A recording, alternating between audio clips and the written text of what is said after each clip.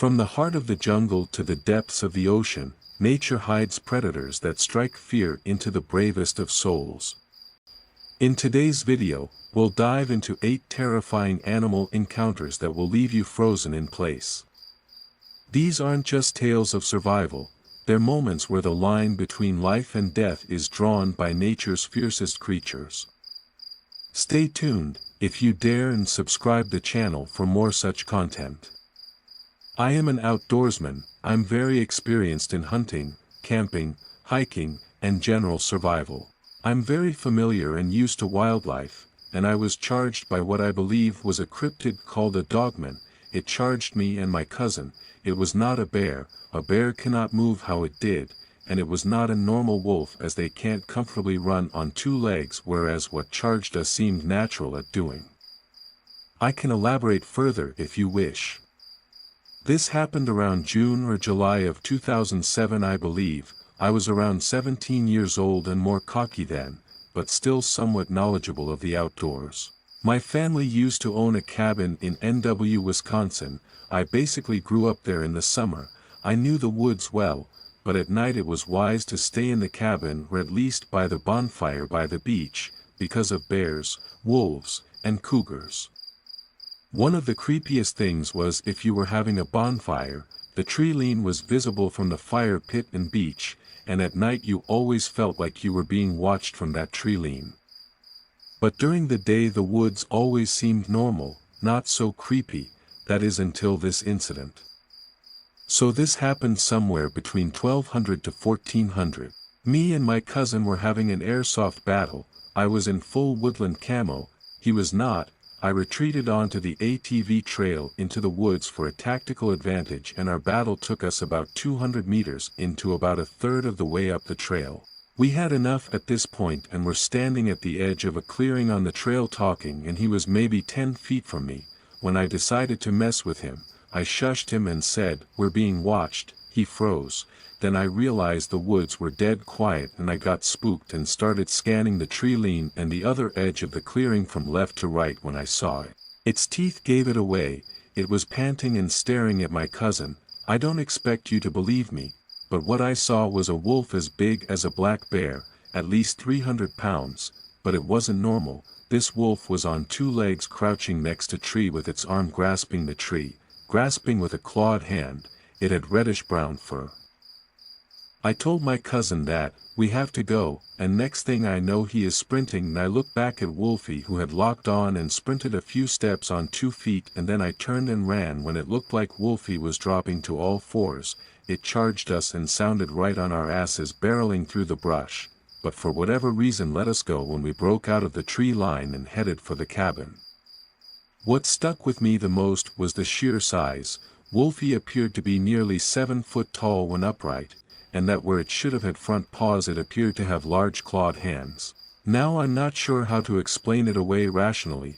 I have heard wolves will occasionally kind of walk upright, but as far as I know they can't sprint on 2 legs, nor do wolves get that big, and black bears more waddle on 2 legs.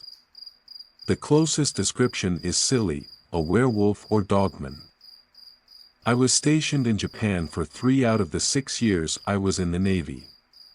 During that time I leased a Japanese house, and the shower was its own room, full walk-in with a tub, bench, etc. Amazing. So as the post says, I stumble into the shower one morning still half asleep, and out of my peripherals I see a black flash from behind me and hear a thud. Look into the tub and there is a huntsman spider the size of my hand staring back at me. Holy sh. My best guess is it was on the wall behind me and got scared when I walked in. So I go into attack mode immediately. Grab the shower head, which was on a hose, take aim looking to drown this thing in the tub drain, and as soon as I turned the water on it jumped out of the tub onto the wall and ran into the window sill. Tactic then became opening the window fast and pinching to death in the sill. As soon as I touched the glass it jumped out onto the wall again and ran out the shower door. Now I'm cornered in the shower peering out into the powder room to see the huntsman on the cabinet door waiting for me. Sneak to the front door of the house and grab a flip-flop, come back to the powder room and wing the flip-flop at the spider. Hit it, wound several of the legs, but do not kill it. It runs out of the bathroom and underneath the stairs, much slower than it was moving prior. Feeling confident that spider is cornered under the stairs, I grab a can of bug spray and move in to finish it. Looking closely under the stairs, it was a hollow staircase where you could see through the gaps between steps. I see a black tail curled over the back lip of one of the stairs and assume it's the spider hiding on the back of the step. Hit it with the spray, enter freakin' Mucade centipede. It dropped off the back of the stair and started charging at me. I immediately peed a little. Front half of its body was up off the floor and its mouth was visibly biting. It backed me up all the way to the front door as I emptied the entire can of bug spray on it. By the time we got to the door, it was obviously overcome by the chemicals and just writhing around, so I grabbed the other flip-flop and smashed it. Didn't work. Hit it a few times and it would not die, so I turned the flip-flop on its edge and used it like a saw to cut the thing in half. Then remembered the spider. It was still under the stairs, so I blew under there and it ran out wounded and I smashed it with the flip-flop saw. Then I screamed at the top of my lungs for 30 seconds. The whole battle took probably 3 minutes, but it felt like a f-ing lifetime. I think being naked caused an adrenaline rush 1,000 times greater than if I were fully clothed. When I got to work I was frazzled enough for my coworkers to notice. Can't tell if it was the worst morning of my life or my biggest triumph, but man won that day. I did fieldwork back and forth between the US/UK and East and Southern Africa for 10 years, and in that time period, spent a good chunk of my life living at remote base camps, so I have a few sh. yourself moments that I can list off the top of my head. 1. I was chased by an elephant. It was worse as she had a calf. 2. I know for a fact that I was stalked by at least 2 big cats twice, one being a leopard as it was the only large species around at the field site, and the other was most likely a rogue male lion given that one was seen close by earlier and was known to hang out in the area. 3. This one occurred in Alaska. It was my day off and I was reading in the main tent as everyone went into town, and I turned around only to find a moose cow and calf about 5 meters away from me. 4. This is the most recent event. We were having a party one night and I guess someone forgot to shut the kitchen door. I woke up in the morning hungover and decided to make coffee. The rubbish bag was underneath the sink and I heard something in it. I was directly over it, and I saw coils within striking distance from a Mozambique spitting cobra. That was a near sh. yourself moment. 5. 2 spotted hyenas broke into our camp, killed a few dogs and then went over to a few tents, including mine, and pushed their muzzle through. The most surreal thing about that was, if you know anything about spotted hyenas, they actually make a noise every now and then, or every fing night, called a whoop.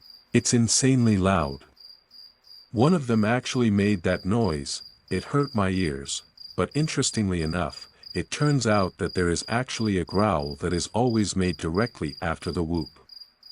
So, really close up it sounds like whoop, growling, and so on. I have a few other stories, but none of them were as terrifying as those or made me feel that my life was directly threatened. Australian, so taking my life in my own hands by even walking out the door most days. However, between the tiger snake that sat up and flared its damn head like a cobra and then spat at my face when I was 12, and the angry koala that made me climb the bonnet of my car when I was 32, the koala is the most scary. Scene, late night back dirt road, with steep drop on one side, mountain wall on other.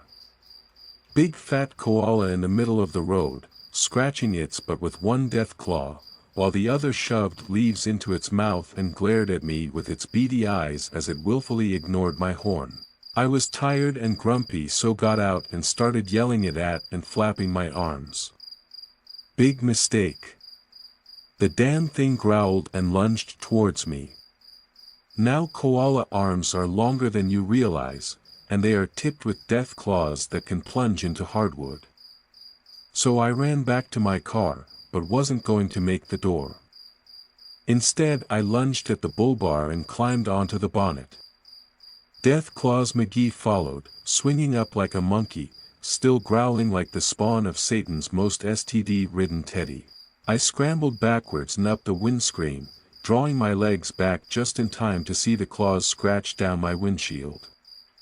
Luckily they couldn't grip. Scream growling in frustration, the fat fluffy terror sat on my bonnet and hooked both windshield wipers back and out while it grumbled and grunted, not 4 feet below me. Needless to say I escaped. A passing milk tanker stopped and the guy used a prod to get the evil scratchy creature off my car and march it back into the bush and whatever hellish portal it escaped from. Trucker then proceeds to double over in laughter as he helps me down and surveys the damage. So many scratches on the bonnet and glass. Trucker tells everyone that day, and the next about saving me from the rabid beastie. I am both mocked and revered. South Africa, on a game drive in a small private reserve bordering Kruger National Park. It's me and my husband, a guide and a spotter. The guide is also the owner of the lodge we stay in within the game reserve, and he has done this since he could walk. With him he have a rifle for protection. We are driving, it's soon to be dark. Our guide is in radio contact with surround cars and is being tipped of that a lion pride is nearby.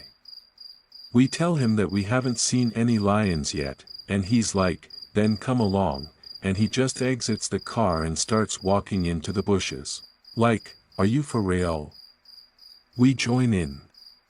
A quick safety briefing of, stay behind me, stay low, keep voices down, no sudden movements, do what I do, and off we go. It doesn't take long before he spots lionesses some 50 meters ahead of us. They've of course already heard us, and are starting to leave as we approach. 2 large males stands ground. We move forward slowly. We stop when there is 20 to 25 meters between us and the pride's 2 male lions. One of them is growling these low and deep growl, and suddenly the other male is jumping forward with a mighty roar and a stop in the ground, telling us to back the F off. So we do.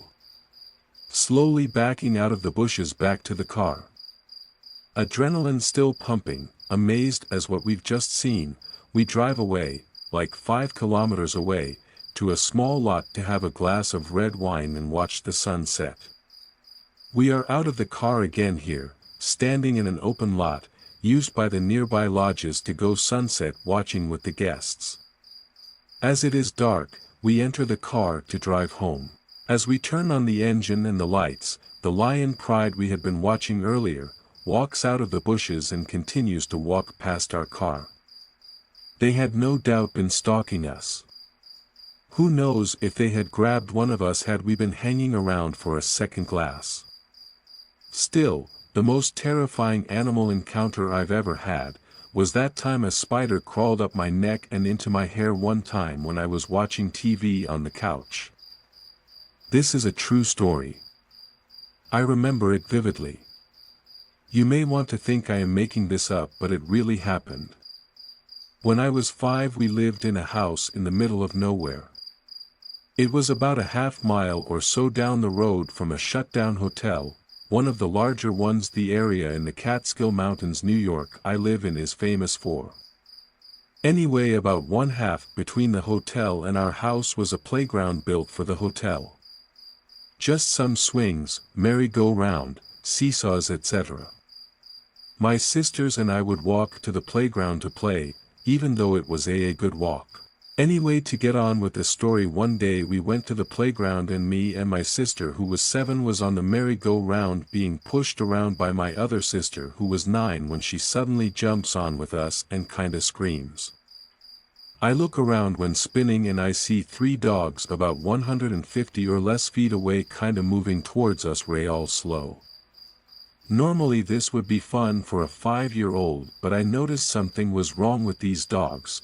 They had a lot of white foam around their mouths and they had these eyes that are real hard to explain, but well, they just looked crazy. So I got really scared because it looked like they really wanted to eat us basically. The 3 of them began moving towards us really slow but spreading out. Looking back on it now, it's obvious they wanted to try and surround us.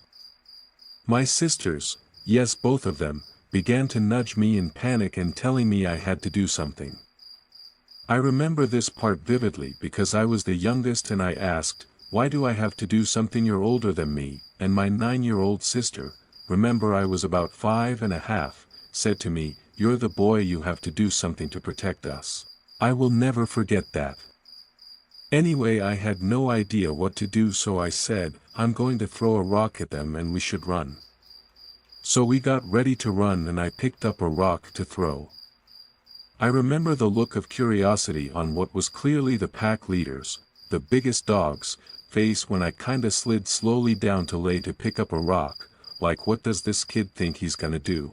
Anyway, to this day I am grateful for what happened next because, you see, I was thinking that I would hit the big dog with the rock and they would be scared so we could run home, but instead, because I was so terrified, I threw the rock way too hard and way too high, missing the dog by what seemed like a mile, and the rock flew way over their heads. However, the dogs tore off after the rock and we bolted. The road was about 300 feet from where we were. We ran to the road, and by all that is good in the world, a single car just happened to be going down this empty, hardly used road.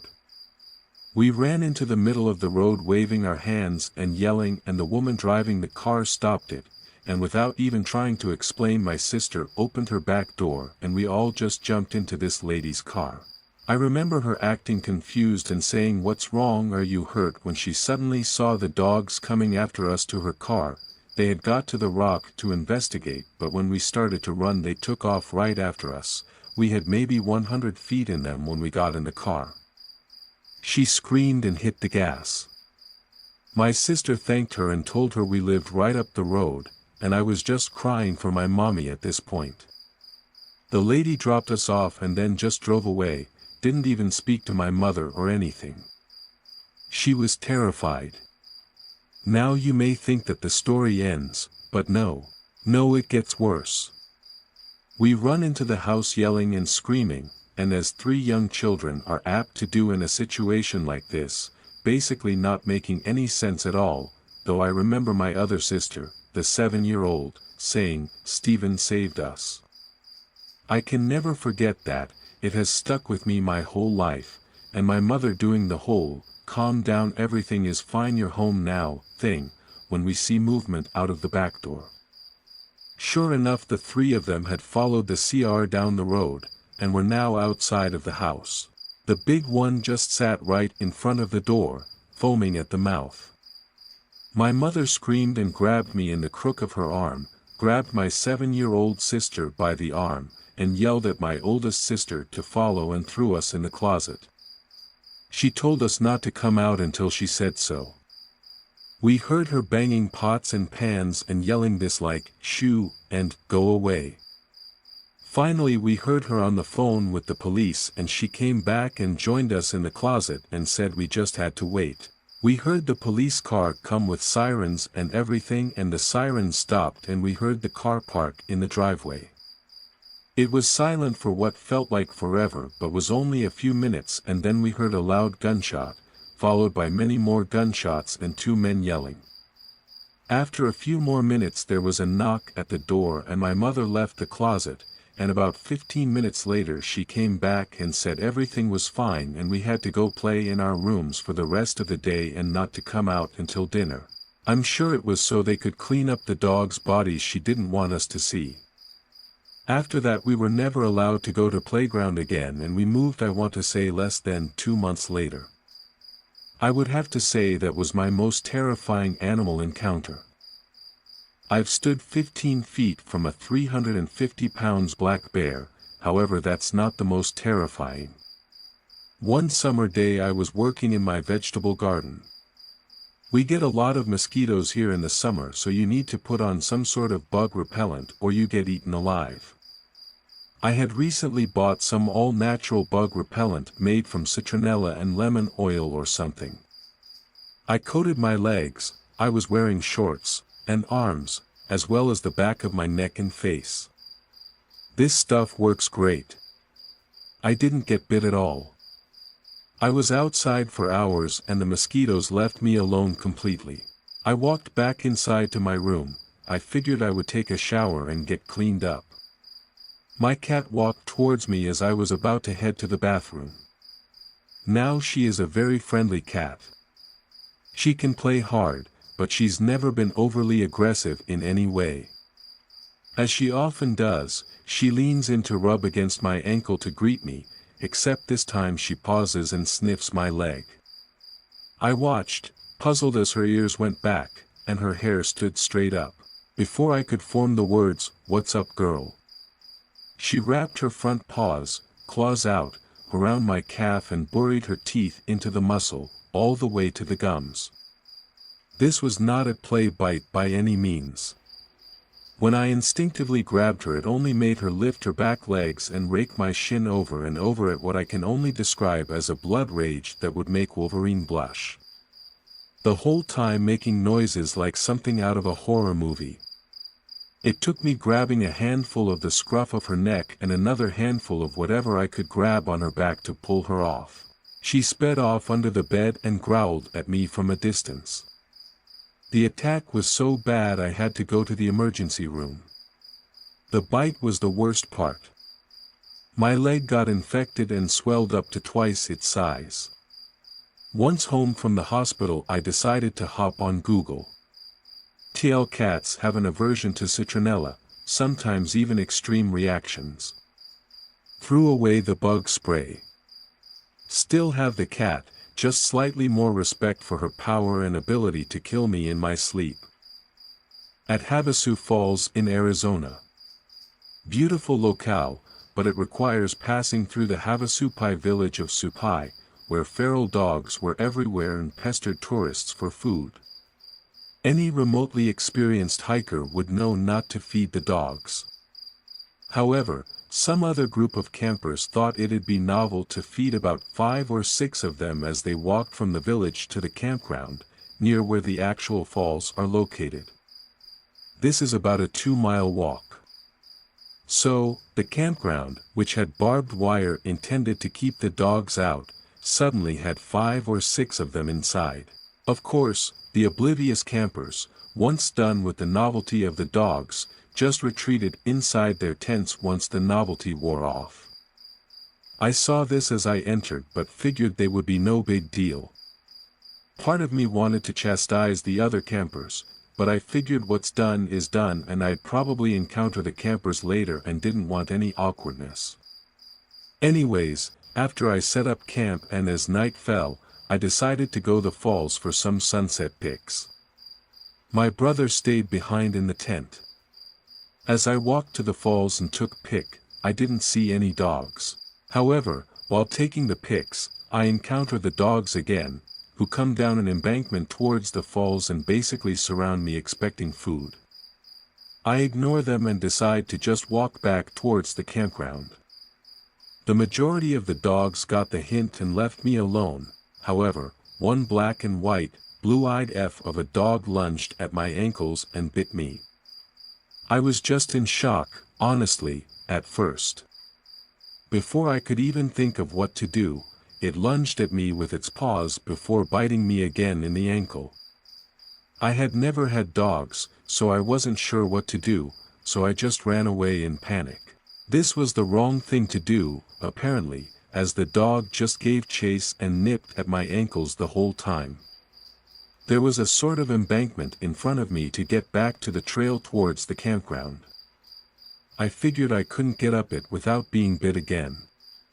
So, I decided to stop and face it. I picked up a nearby rock to try to scare it away. However, it just stared at me. It stopped lunging at me by this point, but I was in total panic trying to figure out how to get rid of this dog. I also had my ankle, which was throbbing at this point, to deal with. Now, for people that haven't been there, the falls are loud. I start yelling for help. However, it was early in the season and not that many people were there. Either way, I'm pretty sure the falls drowned me out. I yell at the dog to go back to the village, but of course that did nothing.